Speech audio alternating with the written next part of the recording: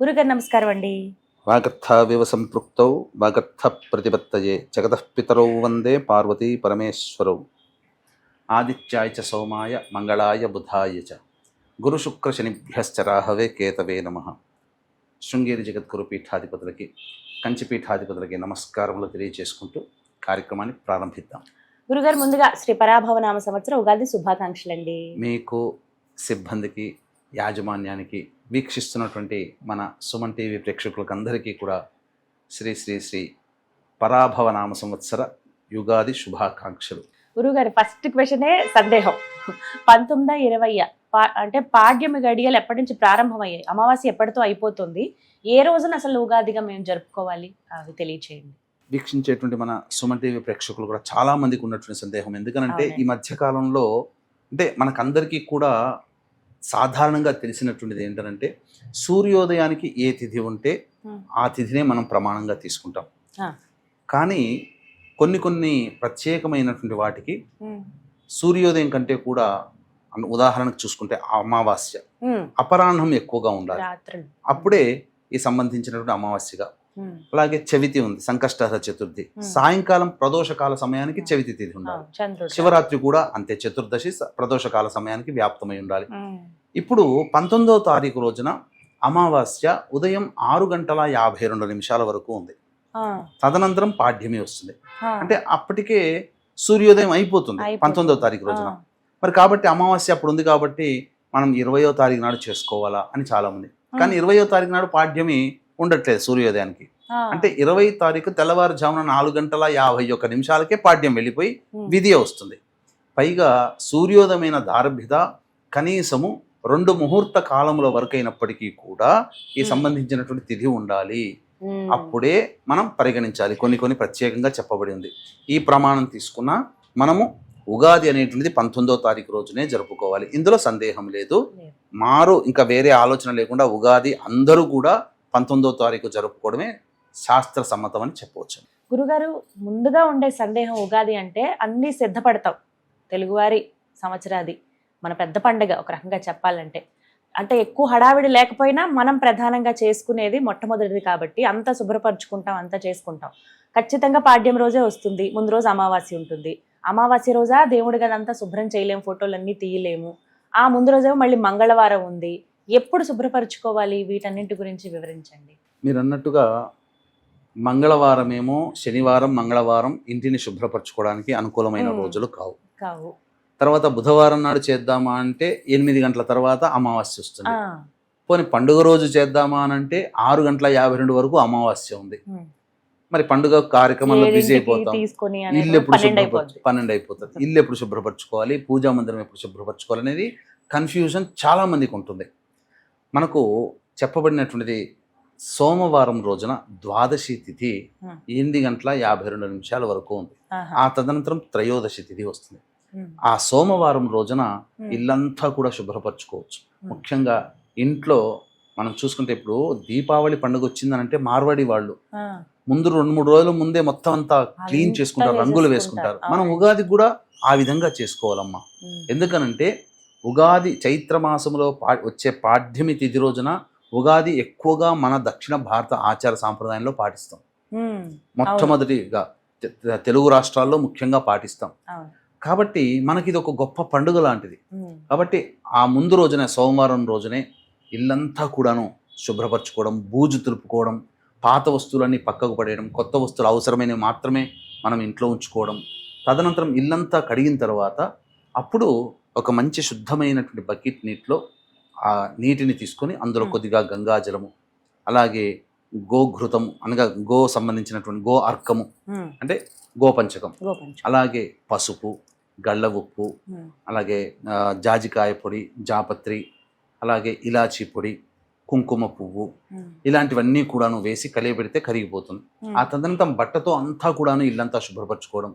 అలాగే పూజా మందిరము, పూజా వస్తువులు మరియు విగ్రహాలు, చిత్రపటాలు అన్నీ కూడాను శుభ్రపరచి పెట్టుకొని తదనంతరం ఇది చేయడం వల్ల ఏమవుతుందంటే ఇంట్లో ఉన్న నెగిటివ్ ఎనర్జీ, ఎందుకు పాజిటివ్ ఎనర్జీ అంటే దైవత్వం, నెగిటివ్ ఎనర్జీ అంటే మనకు చెప్పినటువంటిది నరఘోష, నరదృష్టి లాంటిది. కాబట్టి ఎత్ర శుచి తత్ర దేవతాః, ఎక్కడ శుచి శుభ్రత ఉంటుందో అక్కడ దేవతలు నివసిస్తారు. కాబట్టి దేవతానుగ్రహం అందరికీ అందించాలనే సదుద్దేశంతో మనం సంబంధించి ఈ విధానంగా మనం ఆచరించవచ్చు. ఈ యొక్క తదనంతరం అప్పుడు ఆ బట్టతో ఆ పూజా మందిరం అన్ని కూడా శుభ్రపరచుకొని పెట్టుకోవాలి. సోమవారం నాడు చేసుకుంటే మంచిది. ఆదివారం ఏకాదశి తిథి ఉదయం, ఎందుకంటే కొంతమంది కామెంట్ బాక్స్ లో ఏకాదశి రోజు కూడా చేసుకోవచ్చా, మరి ఆదివారం ఏకాదశి ఉదయం 9:51 వరకే ఉంది, మరి ముందు రోజు ఏకాదశి ఉంటుంది కానీ శనివారం అయింది. కాబట్టి సోమవారము త్రయోదశి తిథి చాలా శుభమైనటువంటి తిథి. ఆ విధంగా అప్పుడు చేయవచ్చునమ్మా. ఆ విధంగా చేసిన తర్వాత అప్పుడు ఇంట్లో నకారాత్మక శక్తి తొలగిపోవడం కోసం గుగ్గిలము, సాంబ్రాణి, అలాగే మైషాచి అని ఉంటుంది, అది కొద్దిగానే వేయాలి, లేకపోతే నల్లటి పొగ వచ్చేస్తుంది ఎక్కువగా వేస్తే. కాబట్టి కొద్దిగా మైషాచి 1%, అలాగే అంటే 10 గ్రాములు మైషాచి, 30 గ్రాములు గుగ్గిలము, 50 గ్రాములు సాంబ్రాణి, ఇవి వేసి మొత్తం ఇంట్లో గనక ధూపం వేసుకుంటే ఆ ఉన్నటువంటి నకారాత్మక శక్తి అంతా తొలగిపోతుంది. మళ్ళీ ఒక రోజు మళ్ళీ ఆ గురువారం రోజున 19వ తారీఖు రోజున మళ్ళీ ఇల్లంతా కూడా శుభ్రం చేసి మళ్ళీ ఇంకొకసారి ధూపం వేసుకొని మన దైనందిన కార్యక్రమాలు అనేటివి జరిపించుకోవచ్చు. అలాగే వీక్షిస్తున్న ప్రేక్షకులు కూడా ఈ ఉగాది సందర్భంగా ఈ సంవత్సరం అంతా నవగ్రహాలు అనుకూలించాలి అనే సదుద్దేశంతో మన పీఠమాధ్వర్యంలో ఏప్రిల్ 1వ తారీఖు రోజున సాయంకాలం 6 గంటలకి ఈ నవగ్రహ పాశుపత హోమము, మృత్యుంజయ హోమము, రుద్ర హోమము, సుదర్శన హోమము, లక్ష్మీ మూలమంత్ర సంపుటిత లక్ష్మీ సూక్త హోమం జరిపించి శక్తిపాతం చేసినటువంటి కరుంగలి మాల ఇవ్వడం జరుగుతుంది. అవకాశం ఉన్నటువంటి వాళ్ళు ఈ యొక్క కార్యక్రమం తదనంతరం 1వ తారీఖు మధ్యాహ్నం 3 గంటల లోపల గోత్రనామాదులు నమోదు చేసుకోవచ్చు. ఇక ఉగాది రోజున విధిగా ఆచరించవలసింది ఏమిటండి? నియమాలు, విధి విధానాలు తెలియచేయండి. ఉగాది రోజున ప్రధానంగా మనకందరికీ కూడా, అంటే అన్ని మతాల వారికి కూడా ప్రత్యేకమైనటువంటి రోజు ఒకటి వస్తుంది. ఆ రోజున ప్రతి మతం వాళ్ళు చాలా, ఇప్పుడు అనేక మతాల్లో ఆ పండుగ రోజున చాలా సంతోషంగా ఆనందోత్సాహాలతో గడుపుతారు. అటువంటిది మనకు హిందూ సనాతన ధర్మ సాంప్రదాయంగా ఈ ఉగాది పండుగ రోజున మనం అన్ని విధాలుగా సంతోషంగా జరుపుకోవాలి. ముఖ్యంగా ఈ రోజున అందరూ కూడా తలంటు స్నానం అనేటువంటిది చేయాలమ్మా. కాబట్టి తైలాభ్యంగన స్నానం అనేటువంటిది పనికి వస్తుంది, అందులో సందేహం లేదు. నూనె, నువ్వుల నూనె, శని సంకేతం ఇలా ఎవ్వరు కూడా ఆలోచించకండి. మనకు శాస్త్రంలో నిర్ణయ సింధు ప్రకారము ఈ తైలాభ్యంగన స్నానం అనేటువంటిది చేయాలి. సూర్యోదయ పూర్వమే చేయవచ్చు. చేసిన తర్వాత అందరూ కూడా శుభ్రమైనటువంటి నూతన వస్త్రంలో ధరించాలి. ఈ రోజున మొట్టమొదలుగా మనము ఉదయిస్తున్నటువంటి ప్రత్యక్ష భగవానుడు సూర్య భగవానికి నమస్కారం చేసి సూర్యాష్టకం 6 సార్లు చేసిన తర్వాత 12 మార్లు సూర్యుడికి అర్ఘ్యం ఇవ్వాలి. ఇది ప్రధానంగా ప్రతి మానవుడు చేయాల్సింది. తదనంతరం దేవతలకి, అనగా మన ఇంట్లో ఉన్నటువంటి తల్లిదండ్రులకి, పెద్దలకి ఆశీర్వచనం తీసుకొని నమస్కారం చేసుకోవాలి. అలాగే మన ఇంట్లో సొంతంగా దీపారాధన చేసి చక్కగా ఈశ్వర ఆరాధన, విష్ణు ఆరాధన, అమ్మవారి ఆరాధన చక్కగా చేసుకోవాలి. ఇక ప్రధానంగా ఈ రోజున షడ్రుచులతో కూడుకున్నటువంటి ఉగాది పచ్చడిని మనం అందరం కూడా భుజించాలి. ప్రధానంగా ఈకున్నటువంటి సమయము అనేటువంటిది 11:20 నుంచి 12:15 మధ్య కాలము.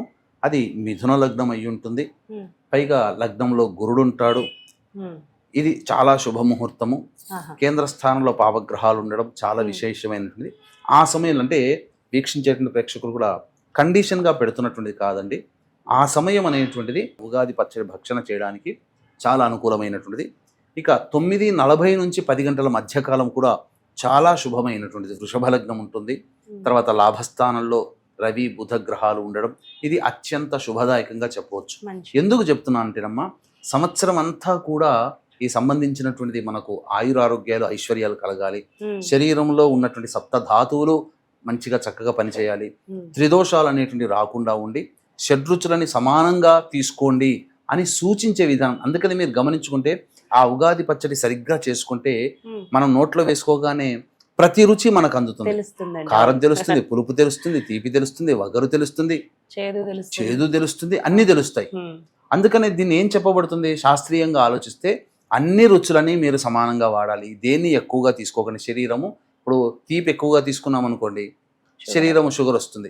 కారం ఎక్కువగా తీసుకుంటే బీపీ పెరుగుతుంది. ఇలా ఆమ్లత్వం, పులుపు ఎక్కువగా తీసుకున్నాం అనుకోండి శరీరంలో నర వ్యవస్థ దెబ్బతింటుంది. ఇలా మనం ఆరోగ్యంగా ఉండడం కోసం ఉగాది మనకు తెలియచేసే సంఘటన అన్ని రుచులని సమానంగా తీసుకుంటే వాత పిత్త కఫ దోషాలు అనేటువంటివి మనకు తొలగిపోయి బ్యాలెన్స్డ్గా ఉంటాయని చెప్పవచ్చు. ఇక ప్రధానంగా ఈ రోజున సాయంకాల ప్రదోషకాల సమయంలో దేవాలయానికి చేరుకొని ప్రధానంగా ఆ దేవతా దర్శనం చేసుకోవాలి. ముఖ్యంగా ఎవరిని దేవతా దర్శనం చేసుకోవాలి? ఉగాది రోజు ఏ దేవత ఆరాధన ఉంటుందండి? ప్రధానంగా గమనించుకుంటే వసంత నవరాత్రులు అని ప్రారంభమవుతాయి. ఆ రోజు కానీ మనకి ఇది లలితా నవరాత్రులు కాబట్టి లలితా స్వరూపమైనటువంటి అమ్మవారిని దర్శించుకోవడం చాలా విశేషం. ఈ రోజున ఇష్టమైన దేవత విష్ణు అయితే విష్ణు దగ్గరికి వెళ్ళవచ్చు, ఈశ్వరుని దగ్గరికి వెళ్ళవచ్చు, అందరూ కలిసి మళ్ళీ అమ్మవారి దగ్గరికి రావచ్చు. కానీ ఈ రోజున ప్రధానంగా ఏ దేవాలయంలో ఇప్పుడు చాలా దేవాలయాలు ఉంటున్నాయి, రావి చెట్టు వేప చెట్టు కలిసి ఉంటుంది.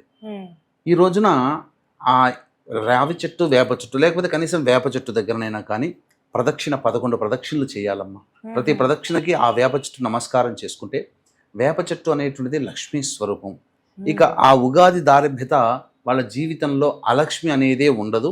ఎప్పుడు లక్ష్మి యొక్క స్థితి. లక్ష్మి అంటే డబ్బనే కాదమ్మా, సంపద, ఆనందము, సంతోషము, సుఖము అన్నీ కలిగి ఉంటుంది. మానవుడు సంతోషంగా ఉండడానికి ఏది కావాలో దాన్ని అంతా కూడాను లక్ష్మీప్రదము అని అంటారు. కాబట్టి అవన్నీ మనకు చేకూరుతాయి. ముఖ్యంగా ఈ రోజున అవకాశం ఉంటే వృద్ధులకి వృద్ధాశ్రమానికి వెళ్ళి పండ్లు ఇతర పదార్థాలు వాళ్ళకి దానం చేయడం, వస్త్రాలు దానం చేయడం. ముఖ్యంగా భగవంతుడు మనకి ఇచ్చినటువంటిదమ్మా డబ్బు, అన్నీ మనకు మళ్ళీ తిరిగి ఇస్తాడు. ఉన్నటువంటి మనసున్న మహానుభావులు ఈ రోజున ఎవరికైతే పేదవాళ్ళు ఉంటారో వాళ్ళకందరికీ కూడా వస్త్రదానం ఈరోజు చేసినట్లయితే భగవంతుడు చాలా సంతోషించి ఇంకా ఇంత మంచి మనసున్న వ్యక్తికి ఇంకా మనం మంచి చేయాలని చెప్పి ఆ శక్తిని మళ్ళీ మనకి ఇంకెక్కువగా ప్రసాదిస్తాడు. మళ్ళీ ఉగాది దాటిందంటే మళ్ళీ ఇంకో వచ్చే ఉగాది వరకు వేచి చూడాలి ఇటువంటి పుణ్యకార్యాలు చేయాలంటే. మరి ఇక దానాల గురించి ఖచ్చితంగా మాట్లాడుకోవాలి గురువుగారు. ఎటువంటి వస్తువులు ఈ రోజున దానం చెయ్యాలి, ఏవి చెయ్యకూడదో కూడా వివరించండి. లక్ష్మీప్రదమైనటువంటి వస్తువులని దానం చేయకూడదు. అంటే ఏవండి? అంటే మిల్క్ ఆఫర్ చేస్తారు, పాలను దానం చేయకూడదు. అలాగే పెరుగన్నము, మరి వెండి, అలాగే చీపురు కట్ట, డబ్బుని ఎవరికి కూడాను ఇవ్వకూడదు ఆ రోజు. ఎందుకంటే మన చేతి మించి వెళ్ళిపోతుంది కదమ్మా, సెంటిమెంట్ గానైనా. కాకపోతే వస్తు రూపేణ ఏదైనా ఒక వ్యక్తి సంతోషపడడం కోసం వస్తు రూపేణ ఇవ్వవచ్చు, బట్టలు దానం చేయవచ్చు. అలాగే ఆ వ్యక్తికి సంతోషంగా ఉండడం కోసం ఒక చక్కగా పుస్తక దానం చేయవచ్చు, కలం దానం చేయవచ్చు చదువుకోవడానికి, అన్నదానం చేయవచ్చు, అన్నదానం చేయవచ్చు. కానీ మనకు ప్రత్యేకంగా పెరుగు అనేటువంటిది లక్ష్మీప్రదం కాబట్టి కేవలం పాల సంబంధమైనటువంటి ఉత్పత్తుల్ని మనం ఇవ్వకూడదు. అది ఆ దానం చేయకుండా ఉంటే చాలా. మరి ఉగాది రోజున ఖచ్చితంగా ఇంటికి తీసుకురావాల్సిన వస్తువులు ఏంటండి? ప్రధానంగా ఈ యొక్క ఉగాది రోజున ఇంటికి తీసుకురాగాల్సినటువంటి వస్తువుల్లో మనకు చెప్పబడినటువంటిది ఈ సంబంధించినటువంటి సమయం చాలా ఇంపార్టెంట్. శుక్రహోర చాలా ప్రధానమైనటువంటిది. 9:37 వరకు దుర్ముహూర్తం ఉన్నటువంటి కారణం చేత, అంటే 9 to 10 శుక్రహోర ఉంటుంది. 9:40 నుంచి 10 గంటల మధ్యకాలం. ఈ సమయంలో గళ్ళ ఉప్పు, పసుపు, అలాగే చీపురు కట్ట, గోమతి చక్రాలు, లక్ష్మీ గవ్వలు, ఇవన్నీ కూడా దక్షిణావృత శంఖము, ఇవన్నీ కూడా మన ఇంటికి తీసుకురావచ్చు. ఇవి తీసుకొని రావచ్చు. అంతేకాకుండా ఈ రోజున అస్సలు తీసుకురాకూడని వస్తువులు కూడా కొన్ని ఉన్నాయి. అంటే పింగాణి పాత్రలు, సీసము పాత్రలు, ముఖ్యంగా ఇనుము సంబంధమైనటువంటిది. వీక్షించేటువంటి మన సుమన్ టీవీ ప్రేక్షకులు కూడా చాలా మంది ఈ రోజున కొత్త బండి కొనుక్కుంటే సెంటిమెంట్ గా ఉగాది అనుకుంటారు, మరి అది కూడా ఇనుమే కదమ్మా. కాబట్టి అటువంటివి తీసుకురాకూడదు. ఆడవాళ్ళు ముఖ్యంగా షాప్ లోకి వెళ్ళి కొన్ని క్లిప్స్, బటన్స్ కొనుక్కుంటుంటారు, అవి కూడా ఇనుమే, తెచ్చుకోకూడదు. ఆ రోజు వరకు ఇనుము సంబంధమైన వస్తువులు తీసుకురాకూడదు. ఎందుకంటే వైరం వస్తుంది. ఇంట్లో కత్తెరలు కొనుక్కొస్తుంటారు కొంతమంది, అవన్నీ కూడా వైరాన్ని సూచిస్తాయి. కాబట్టి మనము ఈ యొక్క ఉగాది రోజున ప్రశాంతంగా ఆనందంగా జీవించడానికి మార్గం సుగమం చేసుకోవాలి. కానీ మనకు తెలియకుండా కొన్ని వస్తువులు, ముఖ్యంగా నూనె లాంటి పదార్థాలు కూడా కొనుక్కురాకూడదు. శని సంబంధమైనటువంటి పాదరక్షలు, ఇవన్నీ శని సంబంధమైనటువంటి వస్తువులు. ముఖ్యంగా నల్ల వస్తువులు తీసుకురాకూడదు, నల్ల వస్త్రములని ధరించకూడదు. ఈ రోజున సెంటిమెంట్ ప్రధానంగా ఉగాది రోజున అన్నప్పుడు శ్వేత వస్త్రం చాలా ప్రధానము. అలాగే సంబంధించినటువంటి ఎరుపు వస్త్రము కానీ, పసుపు వస్త్రము కానీ, ఇవన్నీ కూడా చాలా ఆకుపచ్చ, ఇవన్నీ శోభాయమానంగా ఉండేటువంటి రంగులు. అందులో శ్వేత వస్త్రం అనగా తెలుపు రంగు చాలా విశిష్టమని చెప్పవచ్చు. గురుగారు, ఇక ఖచ్చితంగా మాట్లాడుకోవాల్సింది పంచాంగ శ్రవణం గురించి. అంటే ఆ రోజున ఖచ్చితంగా వినాలా, వింటే ఏ సమయానికి వినాలి, వీటి గురించి చెప్పండి. ముఖ్యంగా పంచాంగ శ్రవణం అనేటువంటిది ఉగాది రోజునే మనం చేసేసేమన్నమాట. వినాలి, ఖచ్చితంగా వినాలి. ఎందుకనంటే ఆ రోజు దారభ్యత మనకు సంబంధించిన ప్రతి రాశిలో జన్మించినటువంటి వాళ్ళకి మంచి చెడు ఎప్పుడు జరుగుతుంది, దేశకాలమాన పరిస్థితులు ఎలా ఉన్నాయి, ప్రకృతి వైపరీత్యాలు, ఇలా వీటన్నిటి గురించి ఒక అవగాహన వస్తుంది. ఈ సంవత్సరం మీద ఒక అవగాహన వస్తుంది కాబట్టి ముందుగానే మనం మానసికంగా ప్రిపేర్ అవుతాము.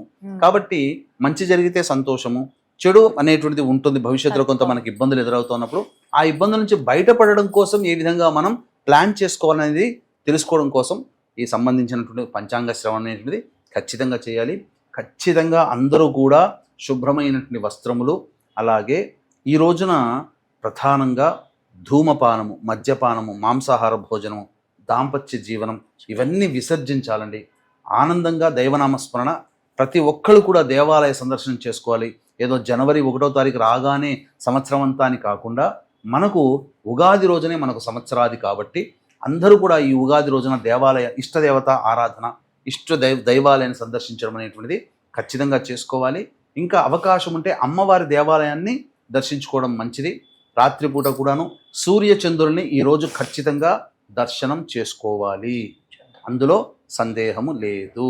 ముఖ్యంగా ఈ ఉగాది రోజున కూడా ఈ సంబంధించినటువంటి వేప చెట్టుని సందర్శన చేసి రావి చెట్టు, వేప చెట్టు ఉన్నటువంటి వృక్షానికి నమస్కారం చేసుకొని చక్కగా వివాహ సిద్ధి కావాలి, దాంపత్యం బాగుండాలని ఒక 11 మార్లు ప్రదక్షిణ చేస్తే చాలండి.